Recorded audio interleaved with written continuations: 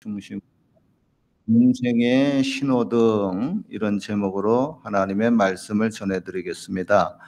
여러분에게 묻고 싶습니다. 운전하시는 분들 교통 신호 잘 지키는 편입니까?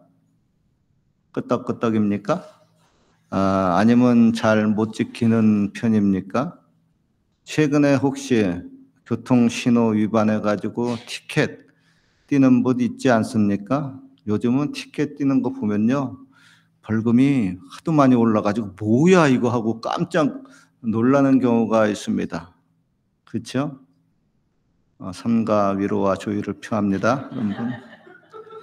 옛날에는 이런 경우 법원에 찾아가 가지고 "좀 깎아다오. 나 못 산다 여기서. 나 돈 없다." 이렇게 하면 좀 깎아 줬는데, 코비드 19 이후에 이런 제도가 막 힘들어지고 거의 없어지다시피 해 버리고 말았어요. 캘거리가 자꾸 살기가 힘들어져요. 물론 내가 신호 위반해 가지고 잘못은 했지만 말이에요, 없는 살림에 제법 큰돈을 내려고 하니까 '아유 이건 뭐야.' 하고, 어떨 때는 '이 자식들 그렇게 받아먹어 가지고 뭐 하는 거야.' 하고 막 화가 날 때도 좀 있는 것 같아요. 그러나 뭐 아깝지만은 할 수 없습니다. 눈물을 머금고 벌금을 내야 됩니다. 그러면서 다짐하는 것이 있습니다. '아유 앞으로 조심해야지. 신호 잘 지켜야지.' 그렇습니다, 여러분. 신호 위반하지 않도록 조심할 수밖에 없습니다. 그런 의미로 오늘 설교 말씀의 제목이 인생의 신호등입니다. 지금 우리가 사용하고 있는 이 빨간색, 노란색, 초록색 이 신호등, 이 세 가지 색깔, 이 신호등이 1868년 에 유엔의 빈 협약 때 생겨났습니다. 그러니까 한 150년 전에 생겨났죠. 그 후에 이제 1918년쯤, 한 100년 전쯤에 미국의 자동차 도시 디트로이트 있죠. 요즘은 디트로이트 망했는데, 그때 한참 그 디트로이트가 뜰 때, 그때 화살표 그 초록색 표시등도 디트로이트에서 생겨났습니다. 그러니까 하나님도 저와 여러분의 인생길에서 신호등을 두고 있습니다. 간단히 세 가지 색깔인데 한번 알아보려고 해요. 첫 번째, 빨간색, 멈춰라, 스톱. 1996년에 한국의 그 양심 냉장고라고 하는 제목의 프로그램이 있었습니다. 그죠? 연세 많이 드신 분들 이따가 띄워줘 보세요. 좀 이따. 예. 그 프로그램이 있었는데, 차량들이 거의 다니지 않는 그 야심한 밤에 신호등이 있는 그 사거리나 혹은 삼거리에요, CCTV를 켜놓고 이제 숨어가지고 차량들을 관찰을 하는 겁니다. 과연 그 밤에 경찰도 없고 지나가는 차량도 없는데 양심적으로 신호를 지키는 운전자가 있는가 하고 살펴봤습니다. 그래서 그렇게 신호를 잘 지키는 양심적인 사람에게 냉장고를 선물로 주는 겁니다. 그래서 그 제목이 양심 냉장고예요, 프로가. 우리는 뭐 여기 캐나다 땅에서 살다 보니까 그런 프로그램이 좀 우습고 이상하기도 합니다. 왜냐하면은 저와 여러분들 뭐 여기 캐나다에 살면서 다들 신호 잘 지킵니다. 그죠? 누가 보지 않더라도 밤에도 뭐 새벽에도 신호 잘 지킬 겁니다. 그러나 30년 전에 한국에는 그러질 않았습니다. 사람들이 보지 않으면은 그냥 신호 무시하고 쌩 하고 달리는 겁니다. 그 프로가 진행되면서 보니까요, 진짜 그러더라고요. 그래서 그 프로를 기획했던 사람들이 낙심하고 프로를 중지하고 집에 돌아가려고 했습니다. 다 신호를 안 지키니까.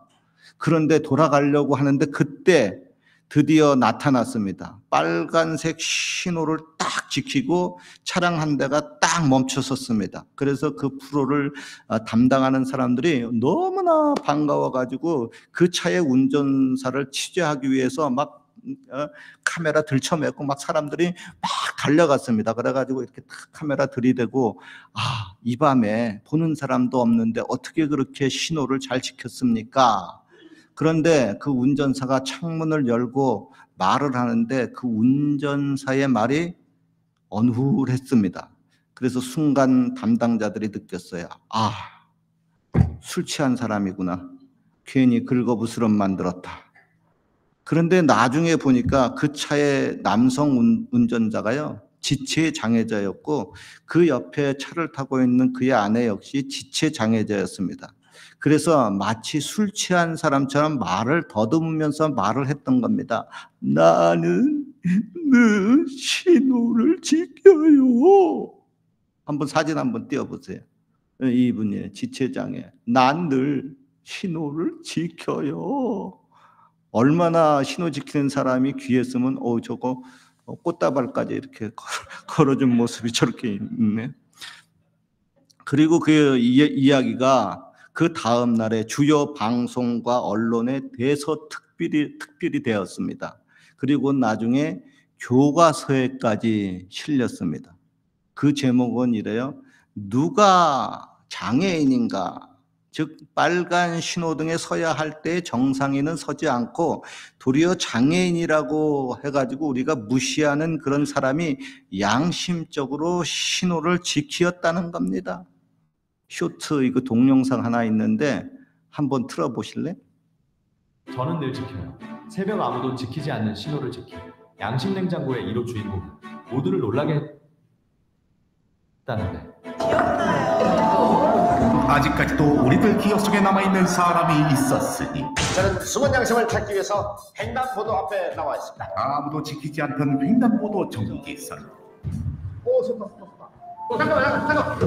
기적처럼 첫 번째 양심 냉장고의 주인공이 나타나 신호를 지키기 위해서 서십니까? 어렵게 찾은 주인공은 다름 아닌 장애인 부부였다. 평상시에도 신호를 잘 지키십니까? 예. 장사 무엇을 봤어요? 2년. 아, 장사를 해야겠다. 예. 늘 신호를 비록 불편한 몸이 좋은 사람은 우리 사회의 양심의 아이콘으로 거듭나며 예. 결국 이 장애인 부부는 냉장고도 선물 받고요. 각계각층으로부터 이런저런 선물을 되게 많이 받았습니다. 저는 그 이야기를 들으면서 제가 속으로 생각했습니다. 아, 아깝다. 저 때 저 장소에 내가 있었으면 저 냉장고 내 거였을 텐데. 여러분도 그러지 않겠어요? 때로는 하나님이 우리들의 그 인생길에 빨간색 신호등을 켜실 때가 있습니다. 즉 멈추라 하는 겁니다. 한국 사람들의 입장에서 보면은 뭐 빨리빨리 문화가 가장 발달돼 있고 빠른 서비스 너무 좋아하잖아요. 그런데 멈추라고 하면은 기분이 되게 나쁘잖아요. 특별히 너무 기분이 나빠가지고 성질 급한 사람은 너무 답답해가지고 미칠 지경이고 또 1분 1초라도 빨리 가야 되는데 멈추라니, 이 멈추라는 신호는 하나님의 신호 같지 않습니다. 나의 앞을 가로막는 사탄의 저주 같아요. 물론 여러분 그럴 수가 있습니다. 사탄은 이런저런 일을 일으키고 우리들의 앞길에 장애물을 놓아서 우리들의 앞길을 가로막기도 합니다. 그러나 하나님도 자신의 계획을 따라서 저와 여러분의 유익을 위해서 종종 우리들을 멈춰라 할 때가 있습니다. 달력에 보면은 주일 표시가 무슨 색깔이에요? 빨간색으로 있습니다. 왜? 이거 빨간색 신호등이라는 거예요. 그래서 옛날부터 목사님들이 이런 해석을 했습니다.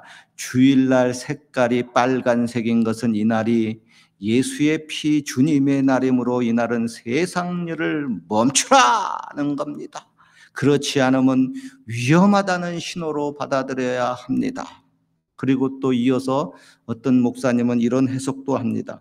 자고로 동서고금을 볼 때 주일을 잘 지키는 나라는 번영하고 주일을 안 지키거나 주일에 전쟁을 일으킨 나라들은 모두 망했습니다. 히틀러는 1813년 10월 17일에 주일날 영국을 침략하다가 웰링턴에게 망했고 일본은 1941년 12월 8일 주일에 미국을 침공하다가 원폭으로 망했고 북한의 김일성은 1950년 6월 25일 주일 아침에 남침하다가 폭탄세를 받고 망했습니다.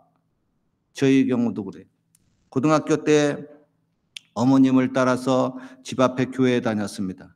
그러나 당시에 젊었던 저에게 주일 예배보다 친구랑 같이 노는 게 더 좋았습니다. 그래서 친구랑 주일날 놀러 가려고 주일 예배 빠지고 막 옷 차려입고 나가려고 하면은 어머니가 말합니다. 얘야, 주일 예배 빠지고 가면 안 된다. 주일 예배 빠지면 신상에 안 좋다. 주일 예배는 꼭 드리고 가야 된다. 그러나 그런 어머니의 말을 싹 무시하고 주일날 룰루랄라 하고 예배 빠지고 놀러 갔습니다. 그런데 희한하게 그렇게 주일날 예배 빠지고 놀러 가면은 꼭 안 좋은 일이 생깁니다. 그래서 집에 돌아와 가지고 어머니에게 불평을 합니다. 아이, 어머니가 재수없게 주일날 빠지면 안 좋은 일이 생긴다 해가지고 안 좋은 일이 생겼잖아요. 나쁜 일 생겼잖아요. 그런데 나중에 성경을 보니까요, 주일날 예배 빠지면 안 좋다고 이미 성경에 예언이 돼 있더라고요. 그러니까 그 말은 저희 어머니의 말이 아니라 하나님 아버지 말씀입니다. 맞습니다, 여러분. 주일날 교회는 안 하고 세상 일에 바쁘고 세상 일에 분주한 사람들, 이 사람들은 빨간색 신호등을 위반한 사람과 같습니다.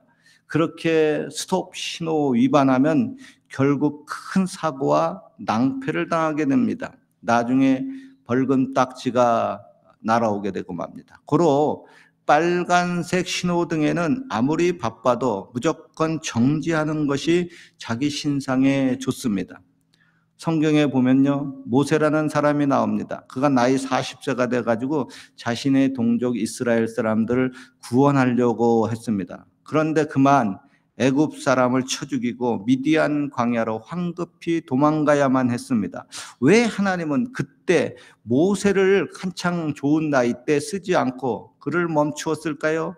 다름 아닌 아직 하나님의 때가 되지 않았기 때문에 그렇습니다. 물론 모세는 자기 스스로 생각하기에 좀 자기보다 잘난 사람 없고 내가 다 된 것 같이 그렇게 보았습니다만 하나님 보시기에는 여전히 훈련이 덜 된 상태였었습니다. 결국 모세는 미디안 광야에서 40년 동안 거기서 목자로 양을 치면서 생활하면서 어느덧 머리가 휘어져 가지고 나이가 80세라는 노인이 되었습니다. 어찌 보면요, 지나간 그 40년의 세월은 모세에게 있어 가지고 잃어버렸던 시간이었고 시간 낭비였고 세월 낭비 같았습니다. 모세의 입장에서 보면 그 40년의 기간이 하나님의 나를 완전히 잊어버렸나 생각이 들 정도였습니다. 이와 같이 때때로 하나님은 저와 여러분을 멈추게 할 때가 있습니다. 그리고 그 멈춤의 시간이요, 사람마다 다르겠지만 모세의 경우는 40년간 멈춤의 그 긴 시간이 있었습니다. 그런데 그 40년의 그 기간이 모세에게 있어서 가만히 서 있기 때문에, 멈췄기 때문에 후퇴냐? 후퇴가 아닙니다. 실패냐? 실패가 아닙니다. 도리어 성숙의 시간이고 재정비와 회복의 시간이었습니다. 이와 마찬가지로 저와 여러분 중에도 인생의 빨간 신호등이 켜진 분이 있을 겁니다. 빨리 앞으로 나가야 되는데 하나님이 뭔가 자꾸 가로막아가지고 자꾸 멈추게 됩니다. 그렇게 빨간 신호등이 들어오면 어떨 때는요, 운전할 때 갈 때마다 빨간 신호등이 걸리는 거 있어요. 아, 정말 이거 뭐야. 그때 하나님이 나의 인내를 시험하는 겁니다. 멈춰야 됩니다. 그리고 초록색 신호등이 올 때까지 계속 기다려야 됩니다. 두 번째, 초록색 가라 고입니다. 운전하신 분 아시겠지만 신호등 그 앞에 딱 지나가게 될 때 때마침 신호등이 초록색으로 탁 해가지고 계속 갈 때마다 초록색으로 탁탁탁 바뀌면은 와, 기분이 되게 좋습니다. 저희 집에 이제 다운타운에서 서쪽구 쿠가리지 쪽인데 거기서 이제 보호 트레일 타고요, 이제 다운타운 쪽으로 이렇게 딱 들어갈 때 되면은 이 구간이 나옵니다. 권장 속도인 시속 50km 속도로 딱 가게 되게 되면 그 신호등이 굉장히 많아요, 그 다운타운에. 근데 초록색 신호로 탁탁탁탁 대여섯 개가 신호등이 쫙 초록색으로 바뀝니다. 와, 너무 기분이 좋아요. 캘거리 시에서 원활한 교통을 위해서 그렇게 미리 세팅을 해놓은 겁니다. 하나님도 저와 여러분의 인생길에 이렇게 미리 세팅해 놓는 구간이 있을 겁니다. 이때에는요, 의심하지 말고 주저하지 말고 통과하면 됩니다. 아, 참 기분이 좋아요. 이때는 하나님이 진짜 나와 동행하는 것이 확실히 느껴지고 하나님이 나를 굉장히 사랑하시는 것 같아서 진짜 매우 만족, 매우 행복, 룰루랄라, 할렐루야 소리가 막 나옵니다. 그 옛날 이스라엘 백성들이 그랬습니다. 이스라엘 백성들이 애굽을 탈출해 가지고 홍해 앞에 다다랐는데 뒤에서 애굽 군대가 다시 추격해 옵니다. 아, 이거 큰일 났습니다. 앞으로 나가지도 못하고 뒤로 갈 수도 없고 옆으로 가봤자 광야고 꼼짝없이 광야에서 홍해수 앞에서 죽게 생겼습니다.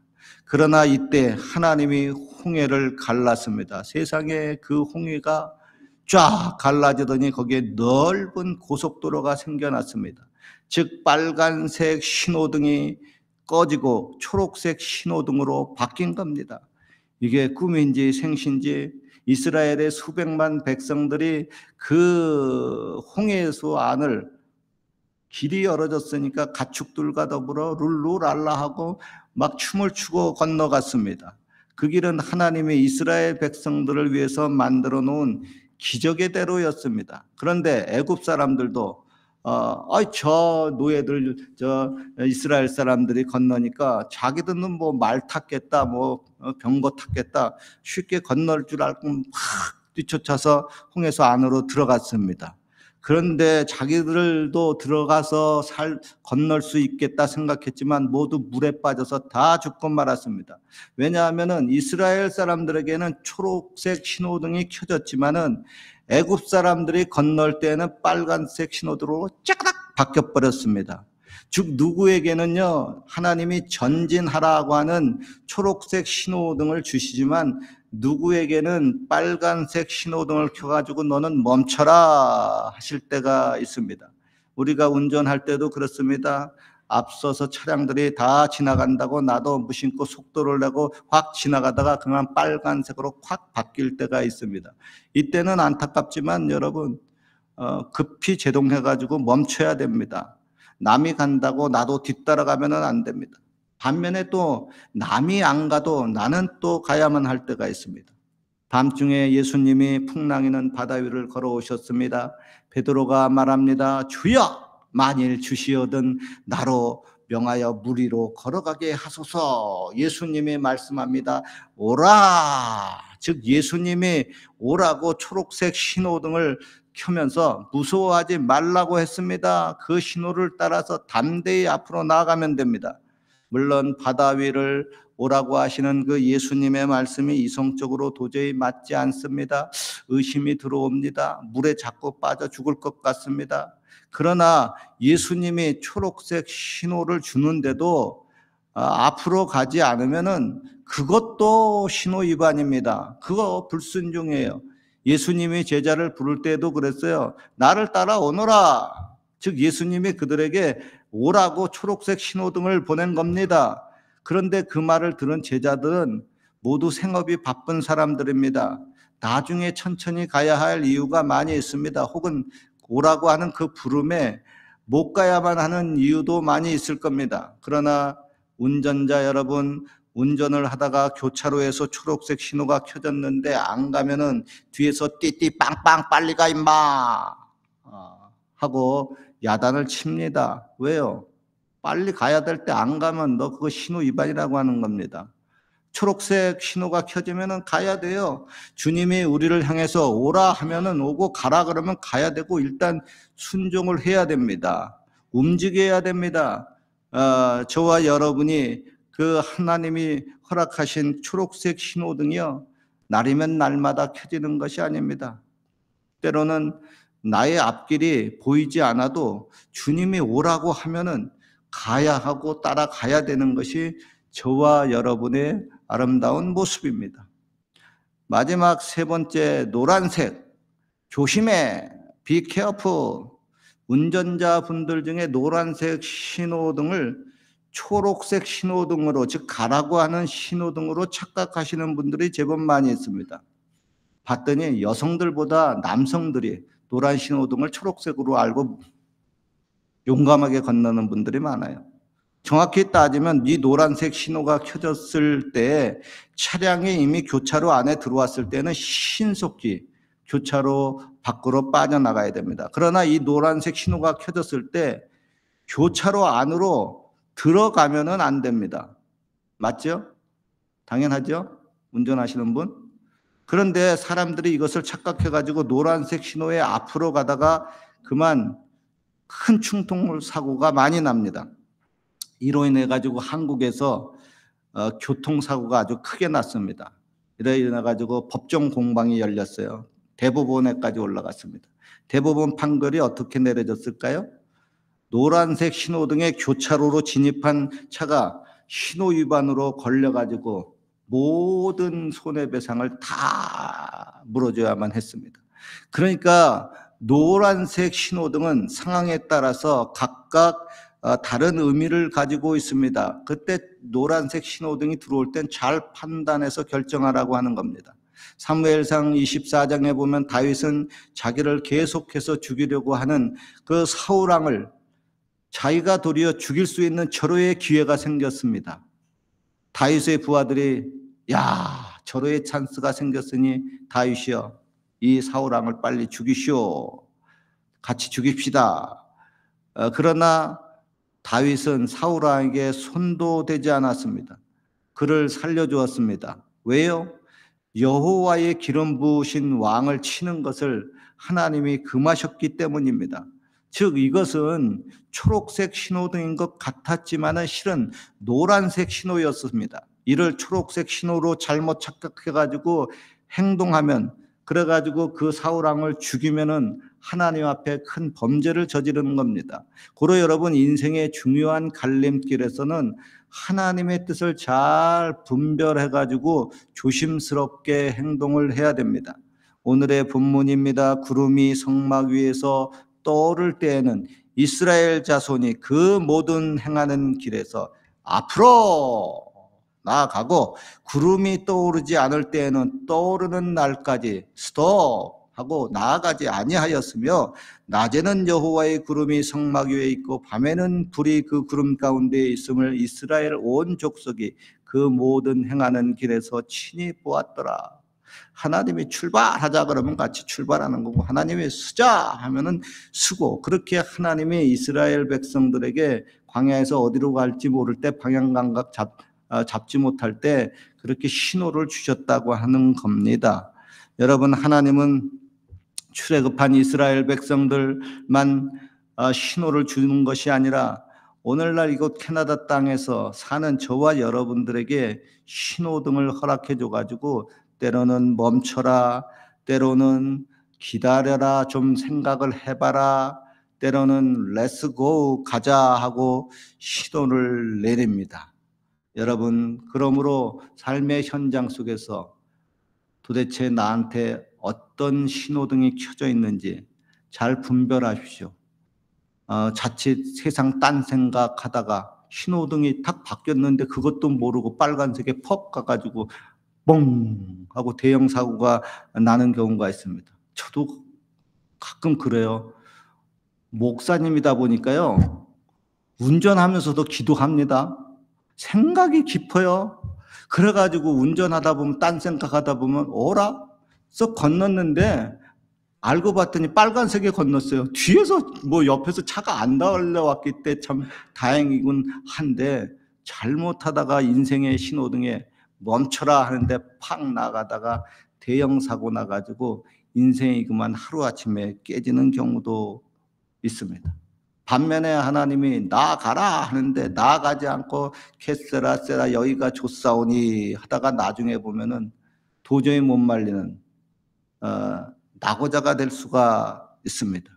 그리고 be careful 노란색으로 탁 바뀌고 그럴 때 한 번 더 생각하고 잘 판단하고 하나님의 말씀을 상고해야 되는데 하나님의 뜻을 쫓아가야 되는데 그러지 못하고 엉뚱하게 잘못 가다가 또 그것도 대형 사고로 이루어지는 경우가 있습니다.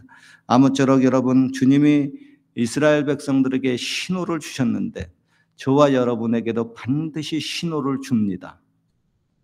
근데 그 신호를 깨닫는 사람이 영적으로 깨어 있어 기도하는 사람들이 그 신호등을 파악을 할 수가 있습니다. 그리고 신호등이 내 힘으로 능으로 안 될 때가 있잖아요. 나도 모르게 실수를 하니까 그때 하나님이 그 옆에서 사고가 나지 않도록 탁 이렇게 또 지켜주는, 천사로 피해주는 그런 경우도 있습니다.